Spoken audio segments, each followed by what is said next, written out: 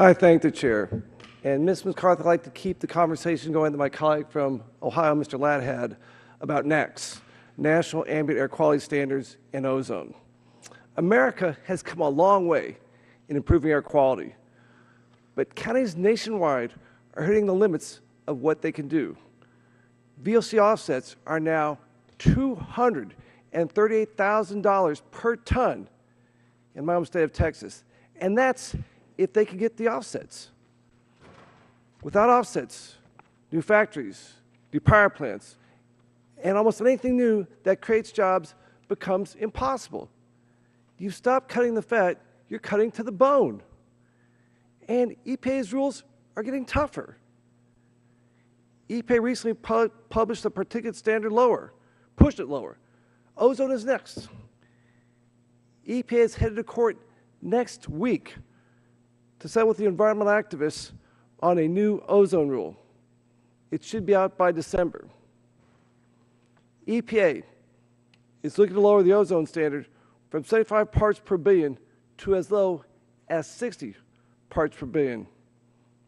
A few years ago, your cost estimate, yours, for doing that was $90 billion per year, almost $1 trillion over 10 years. That's a killer for the economy. Please pull up a slide for me, my friends. This slide shows the few counties that meet the 60 billion parts per billion rule. Only 5 national parks will be in attainment at 60 parts per billion. Even at 65 parts per billion, this will likely be the most expensive rule in American history.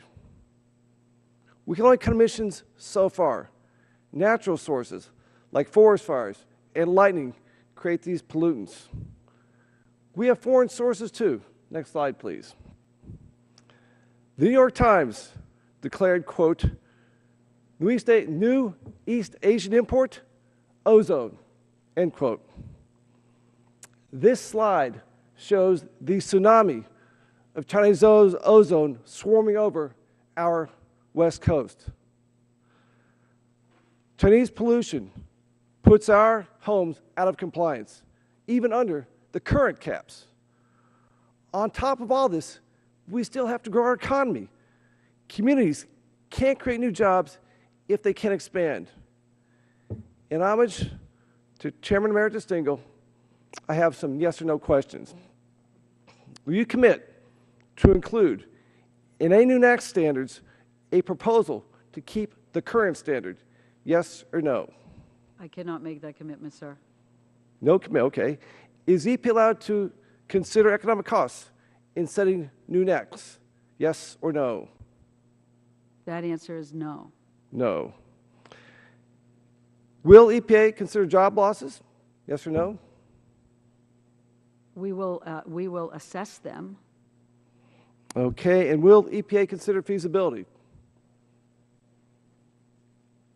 Economic feasibility. In the establishment of the standard, no, sir. Will you do this before December, yes or no? New standards before December? I do not know, sir, because I don't know the results of the court case. Okay, I'm going to move on. I'm running out of time here. But we can't shut down the economy or energy production. We can't end natural and foreign pollution. And we all know it's impossible to have zero smog or zero particulate matter. So, very briefly, does EPA have a way of striking a balance between air quality and achievability? The Clean Air Act does not ask states to reduce background levels. Okay, I want to follow up on the comments you touched on this issue with my colleague from California about exceptional events to give an air relief from penalties if pollution is outside of their control. Of the 10 exceptional events waiver requests my state has sent in, EPA has approved 0 of them, 0. Other states have the same problems. Will you commit to having a follow-up conversation with this committee on the broken exceptional event system? Yes or no? We're having those discussions with states as we speak. This committee, then, this committee, commit to this committee. Have these discussions right here. Wait on what the chair asks. Okay, we'll work on that. Thank you. Yield back.